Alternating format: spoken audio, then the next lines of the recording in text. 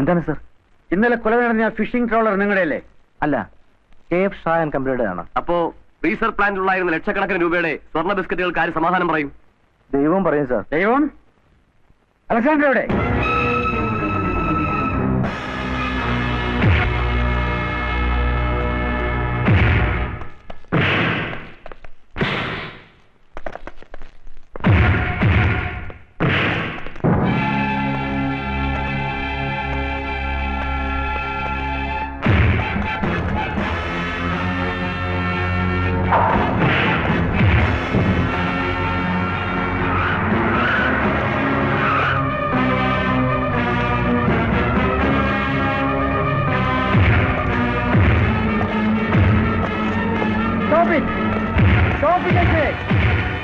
ഇവനാണ് ദീപുവിനെ കൊന്നത്. ഇവനെ ഞാൻ വെറുതെ വിടില്ല. അതിന് നീ ആരാ? സെഷൻ ജഡ്ജോ?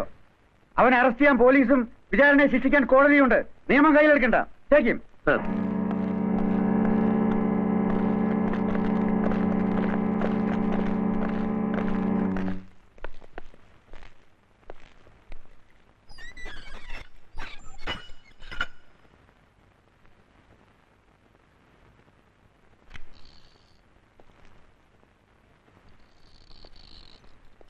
അലക്സാണ്ടർക്ക് എന്താ വേണ്ടത്? സാർ, എനിക്കൊരു റിക്വസ്റ്റ് ഉണ്ട്. അജിത്ത് ഒരു കാരണവശാലും രക്ഷപ്പെടാൻ പാടില്ല. അതിന് അധോലോകത്തിന്റെ സഹായം ഞങ്ങൾക്ക് വേണ്ട. സാർ, കോടതിക്ക് ശിക്ഷിക്കാൻ തെളിവുകൾ വേണം, സാക്ഷികൾ വേണം. പ്രതിഭാഗത്തിന് പണവും പ്രതാപവും ഉണ്ടെങ്കിൽ തെളിവുകളെല്ലാം മാഞ്ഞു പോകും, സാക്ഷികൾ കാലുമാറും. കാരണം മരണപ്പെട്ടവൻ ഇതൊന്നുമില്ലാത്തവനാണ്. ആ പാവം കുട്ടിയെ കൊന്നവന് മരണശിക്ഷ കിട്ടണം. അല്ലെങ്കിൽ എനിക്കത് ചെയ്യേണ്ടി വരും.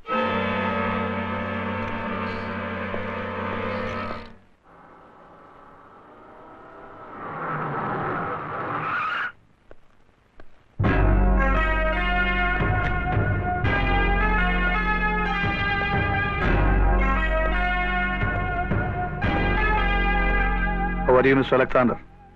I am making it fine. നേരെയാക്കിക്കൊണ്ടിരിക്കുന്നു. നേരെയാവാത്ത കാര്യങ്ങളോ? KF ഷായും ദീപക് ഷായും കണക്കുകൾ ഇനിയും ബാക്കിയുണ്ട്. ബാക്കിയായ കണക്കും കടവും തീർത്തു തരുന്നുണ്ട്. വാക്കുകൊണ്ടല്ല, നിന്റെ കുടുംബത്തിന്റെ അവസാന പേരും പിഴുതുകൊണ്ട്. അതുവരെ നീ ജീവിച്ചിരുന്നെങ്കിലല്ലേ? ജീവിച്ചിരിക്കും. That we will see.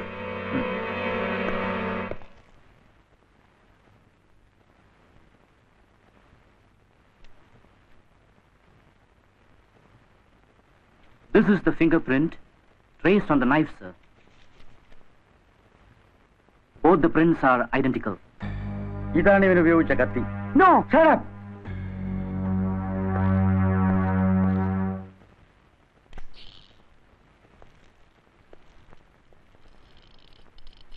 എന്താ ദാസ്? താൻ ഇത് ആർക്കു വേണ്ടിയാണ് ചെയ്യുന്നതെന്ന് എനിക്കറിയാം. എന്നാൽ ആരോടാണ് ഇത് ചെയ്യുന്നതെന്ന് തനിക്കറിയില്ല. അറിയും. എഴുന്നേൽക്കടാ. എഴുന്നേൽക്കാൻ. എന്നെ അടിച്ചെടുത്ത് എനിക്ക് അകത്താക്കാൻ അറിയാൻ പാടില്ലഞ്ഞിട്ടല്ല, തൽക്കാലം വേണ്ടെന്ന് വെച്ചിട്ടാ. നീ എന്നെ എന്ത് ചെയ്യാനാടാ? ഞാഞ്ഞൂല് പുറത്തൊരു കള്ളക്കടത്തുകാരൻ. കിടക്കട പുറത്ത്. I say you get out.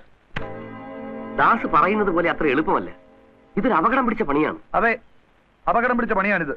ആദ്യമായിട്ടൊന്നും അല്ലല്ലോ. അപകടം കൂടുന്തോറും പ്രതിഫലവും കൂട്ടി തന്നിട്ടില്ലേ? പിന്നിപ്പോ എന്ത് പറ്റി?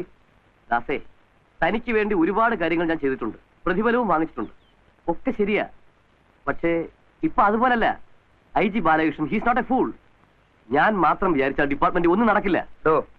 ആദ്യം താനൊന്ന് വിചാരിക്കേ, ബാക്കിയുള്ളവരെ ഞാൻ വിചാരിപ്പിച്ചോളാം. ഇതെടുത്ത് വെച്ചോളൂ. ബാക്കി അജിത്ത് പുറത്തിറങ്ങിയിട്ട്. ഇന്നലെയും മിസ് ചോദിച്ചു പാരന്റ് ടീച്ചേഴ്സ് മീറ്റിംഗിന് അപ്പച്ചൻ എന്താ വരാത്തേന്ന്.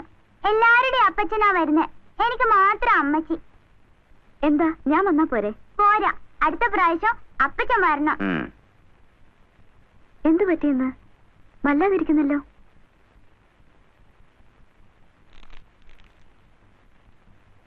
എന്ത് ചെയ്യരുതെന്ന് വിചാരിക്കുന്നതോ അങ്ങോട്ട് തന്നെ ജീവിതം വീണ്ടും എന്നെ വലിച്ചുകൊണ്ടു പോകുന്നു. അപകടങ്ങൾ കണ്ട് ഭയന്നിട്ടല്ല, അപകടങ്ങൾ എന്നും കൂടെ ഉണ്ടായിരുന്നു. പക്ഷേ അന്ന് എനിക്ക് നഷ്ടപ്പെടാൻ ഞാനേ ഉണ്ടായിരുന്നുള്ളൂ. ഇപ്പോ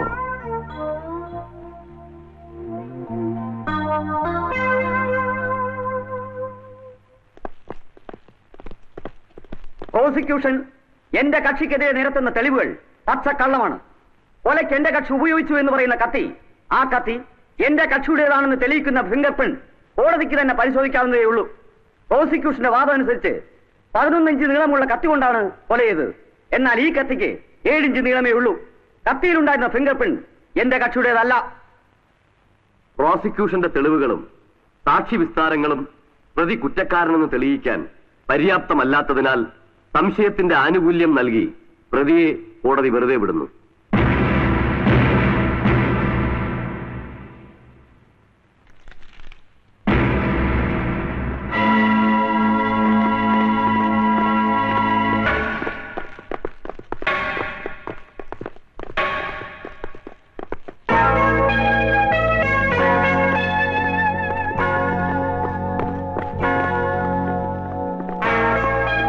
ഹായ്.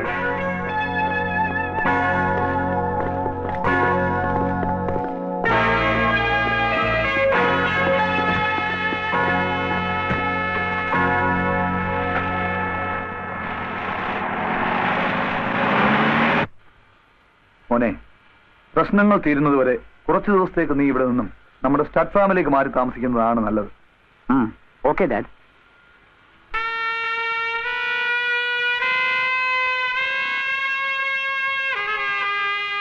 Thank you.